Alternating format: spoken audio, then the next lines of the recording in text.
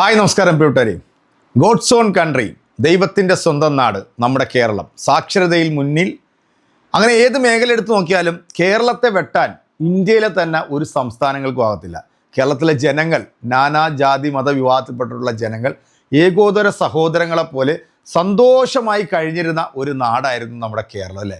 എന്നാൽ ഇന്ന് ആ കേരളത്തിൻ്റെ അവസ്ഥ എന്താ? എവിടെ നോക്കിയാലും വർഗീയത, വർഗീയത, വർഗീയത. അത് ബിസിനസ് മേഖലയിലായാലും സിനിമാ മേഖലയായാലും ഏത് മേഖല എടുത്താലും വർഗീയതയ്ക്ക് വലിയ വേരോട്ടമുള്ള ഒരു സംസ്ഥാനമായിട്ട് നമ്മുടെ കേരളം മാറുന്നു. അതിൻ്റെ ഏറ്റവും വലിയൊരു ഉദാഹരണം കേരളത്തിൽ സംഘപരിവാർ പിടിമുടുക്കുന്നു എന്നുള്ളത് കൊണ്ട് തന്നെയാണ്. കഴിഞ്ഞ ദിവസം നിങ്ങൾ ഈ മെഹർ മന്ദിയിലെ ഒരു പോസ്റ്റ് കണ്ടു കാണുമായിരിക്കും.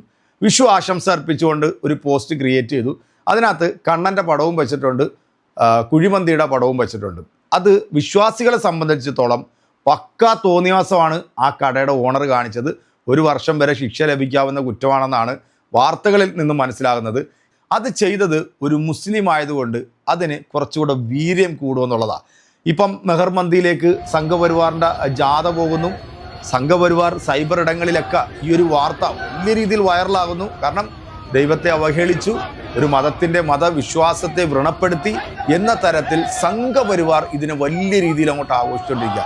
എന്നാൽ കേരളത്തിലെ നല്ല ഹൈന്ദവരായിട്ടുള്ള സഹോദരി സഹോദരന്മാർ ഇതിനെതിരെ ശക്തമായ രീതിയിൽ രംഗത്ത് വരുന്നുണ്ട്. കാരണം എനിക്ക് ഈ ഹൈന്ദവ മതവിശ്വാസങ്ങളെക്കുറിച്ചോ അവരുടെ വേദഗ്രന്ഥങ്ങളെക്കുറിച്ചൊന്നും വലിയ പാണ്ഡിത്യമൊന്നും നമുക്കില്ല. പക്ഷേ പല പൂജകൾക്കും വേണ്ടി മൃഗബലി കൊടുക്കുന്നവരുണ്ട്, മൃഗത്തെ പൂജയ്ക്ക് അതിൻ്റെ ചോര വെക്കുന്നവരുണ്ട്, മദ്യം വെക്കുന്നവരുണ്ട്. ഇതെല്ലാം ഒരു വിശ്വാസത്തിൻ്റെ ഭാഗമാണ്. ലക്കും ദീനുക്കും വലിയ ദീൻ എന്നാണ് നമ്മളെ പഠിപ്പിച്ചിരിക്കുന്നത്. നിനക്ക് നിൻ്റെ വിശ്വാസം, നീ മറ്റു വിശ്വാസങ്ങളെ തള്ളിപ്പറയാതിരിക്കുക. അങ്ങനെ പറയുന്നവൻ നമ്മളിൽപ്പെട്ടവരല്ല എന്നാണ് ഖുർആനിൽ പഠിപ്പിക്കുന്നത്.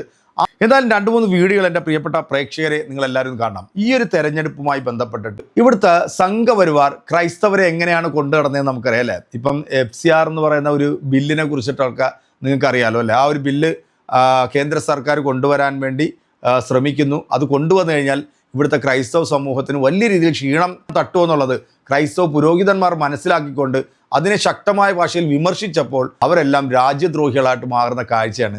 സത്യത്തിൽ ഈ ഒരു അച്ഛൻ അത് ഏതാണ് എന്ന് പോലും എനിക്ക് വലിയ പിടുത്തമൊന്നുമില്ല. കാരണം ഈ കഴിഞ്ഞ കുറച്ച് കാലമായിട്ടും ഇദ്ദേഹം സംഘപരിവാർ ആശയങ്ങളെ വലിയ രീതിയിൽ പ്രൊമോട്ട് ചെയ്യുന്ന ഒരു ഒന്നാന്തരം ക്രിസംഗിയാണ് എന്നുള്ളത് ഇയാളുടെ ഈ വീഡിയോ കണ്ടപ്പോൾ തന്നെ എനിക്ക് മനസ്സിലായി. സത്യത്തിൽ നല്ല പുരോഹിതന്മാർക്ക് അപമാനമാണ് ഇതുപോലുള്ള ആളുകൾ.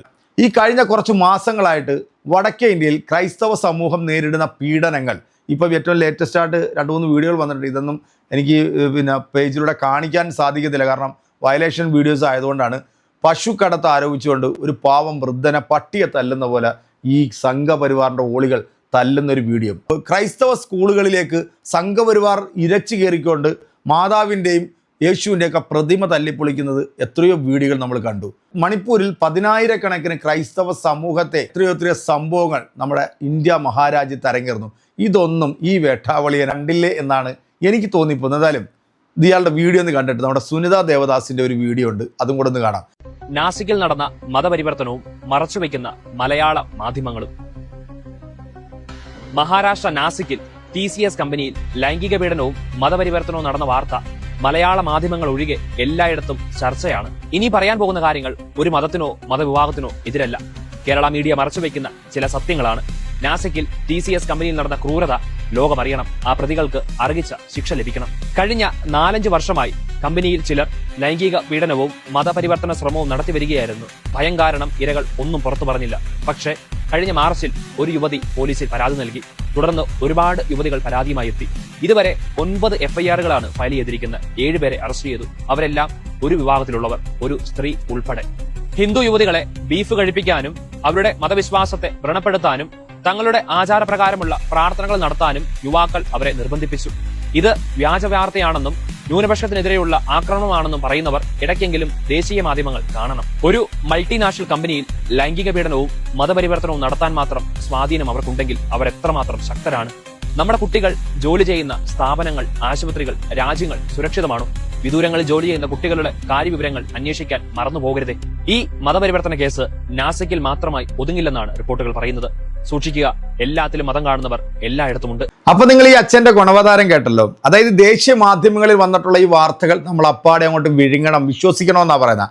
കേരള സ്റ്റോറി എന്ന് പറഞ്ഞൊരു സിനിമ ഉണ്ടായിക്കൊണ്ട് വന്നിട്ട് അതിനകത്ത് 33,000 സ്ത്രീകൾ ഇതുപോലെ കൺവെർട്ട് ചെയ്ത് പോയെന്ന് പറഞ്ഞ് അവസാനം അത് 3-ൽ എത്തിയതും ആ 3 പേരും അവരുടെ ഇഷ്ടപ്രകാരമാണ് ഈ വിവാഹത്തിന് സമ്മതിച്ചതും ഈ രാജ്യത്തേക്ക് പോയെന്നുള്ള വാർത്തകൾ വന്നതോടുകൂടി അത് പൊളിഞ്ഞങ്ങ് പണ്ടാരം അല്ലേ.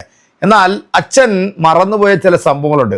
കഴിഞ്ഞ 2-3 മാസങ്ങൾക്ക് മുമ്പ് ഇതേ മതപരിവർത്തനം പറഞ്ഞുകൊണ്ടാണ് 2 കന്യാസ്ത്രീകളെയും ഒരു പാസ്റ്ററെയും ഈ സംഘപരിവാർ ഓളികൾ നിയമപാലകരുടെ മുമ്പിലിട്ട് പട്ടിയെ തല്ലുന്ന പോലെ തല്ലി ചതച്ചിട്ട് നിന്നെ ഞാൻ കണ്ടില്ലല്ലോ എവിടെയും, ഇതിനെക്കുറിച്ചിട്ട് നീ ഒരു വീഡിയോ നീ ചെയ്തിട്ടില്ലോ.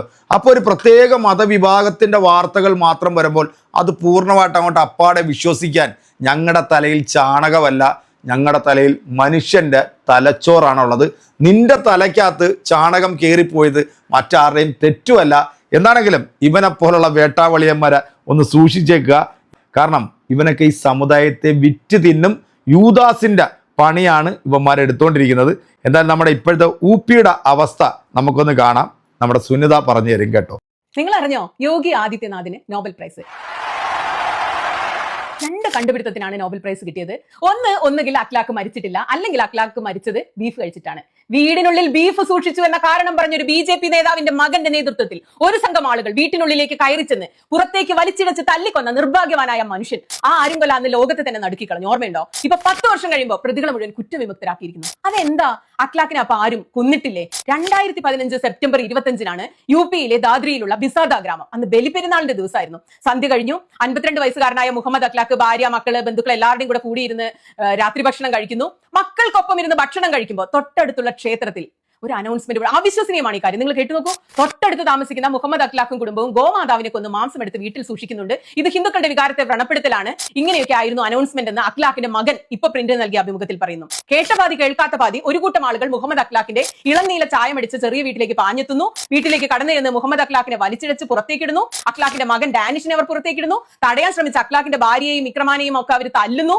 16 വയസ്സായ മകൾ ഷായിസ്ത എല്ലാത്തിനും മൂക സാക്ഷിയായി നിൽക്കേണ്ടി വരുന്നു. സഹോദരന്റെ ഭാര്യയെ ടോയ്ലറ്റിലിട്ട് പൂട്ടുന്നു. ആൾക്കൂട്ടം അഖ്ലാഖിനെയും മകനെയും തല്ലിച്ചതിക്കുന്നു. മർദ്ദനത്തിന് ശേഷം ആൾക്കൂട്ടം സ്ഥലം വിട്ടു. ബന്ധുക്കൾ ഇരുവരെയും നോയിഡയിലെ കൈലാഷ് ആശുപത്രിയിൽ എത്തിച്ചു. അവിടെ വെച്ച് തന്നെ അഖ്ലാഖ് മരിച്ചു. തലയോട്ടിക്ക് ഗുരുതരമായി പരിക്കേറ്റ മകൻ ഡാനിഷിനെ ദില്ലി ആർമി ആശുപത്രിയിലേക്ക് മാറ്റി. ഡാനിഷ് ഇപ്പൊ രക്ഷപ്പെട്ടു. ഈ പ്രതികളെയൊക്കെയാണ് ഇപ്പോൾ യോഗി ആദിത്യനാഥ് വെറുതെ വിട്ടിരിക്കുന്നത്. അപ്പൊ അദ്ദേഹത്തിന് നോബൽ പ്രൈസ് കൊടുക്കണ്ടേ? അല്ല, അപ്പൊ ആരാണ് ശരിക്കും അഖ്ലാഖിനെ കൊന്നത്? കേട്ടല്ലോ അല്ലേ? ഇതാണ് ഇന്നത്തെ നമ്മുടെ ഇന്ത്യയുടെ അവസ്ഥ, നമ്മുടെ കേരളത്തിൻ്റെ ഒരു അവസ്ഥ. കാരണം സംഘപരിവാറിൽ നിന്നും അച്ചാരം വാങ്ങിച്ചിട്ട് ഇതുപോലത്തെ യൂദാസ് ഗണത്തിൽപ്പെട്ട ചില വേട്ടാവളിയന്മാർ വന്നിട്ട് പറയുന്ന കൊണയടി കേട്ടിട്ട് ഇതിന് മറുപടി കൊടുക്കാതെ പോകാതിരിക്കാൻ നമ്മളെ കൊണ്ട് സാധിക്കത്തില്ല. മണിപ്പൂരിൽ ഇന്ത്യൻ ജവാന്റെ ഭാര്യ അടക്കം നഗ്നയാക്കി പ്രൈവറ്റ് പാർട്സുകൾ മുറിച്ചെടുത്ത് വലിച്ചെറിഞ്ഞ് ആക്രോശിച്ചതും ഇതേ സംഖ്യകളാണ്.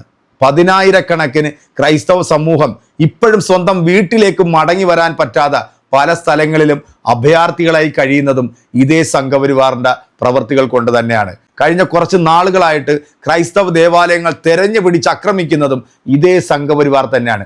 ഈ സംഘപരിവാറിന് വേണ്ടി വിട്ടുപണി ചെയ്യുന്ന ഇവനെപ്പോലുള്ള ആണും പെണ്ണും ജീവികള് പ്രിയപ്പെട്ട സഹോദരങ്ങളെ തിരിച്ചറിയുക. മുഹമ്മദ് അഖ്ലാഖിനെ പോലുള്ള ആ പാവം മനുഷ്യനെ കൊന്നൊടുക്കിയ നരാധമന്മാരായിട്ടുള്ള ഈ വൃത്തികെട്ടവന്മാർക്ക് 10 വർഷത്തിന് ശേഷം പൂർണ്ണ സ്വാതന്ത്ര്യം കൊടുത്ത് നാട്ടിലേക്ക് വിട്ടിട്ടുണ്ടെങ്കിൽ അതിൽ പലവരും ഇനി MLA-യും MP-മാരുമായി നമുക്ക് UP എന്ന് പറയുന്ന അല്ലെങ്കിൽ UP-യിലെ യോഗി ആദിത്യനാഥിന്റെ മന്ത്രിസഭയിൽ കാണാൻ സാധിക്കുന്ന കാര്യത്തിൽ ഒരു സംശയം വേണ്ട. പിശാചുക്കളാണ് ഇന്ന് നമ്മുടെ രാജ്യം ഭരിക്കുന്നത് എന്നുള്ളത് മറന്നു പോകാതിരിക്കുക. നിങ്ങളുടെ കമന്റുകൾ അറിയിക്കുക. അടുത്തൊരു വീഡിയോ കാണാം. അതുവരെ എല്ലാവർക്കും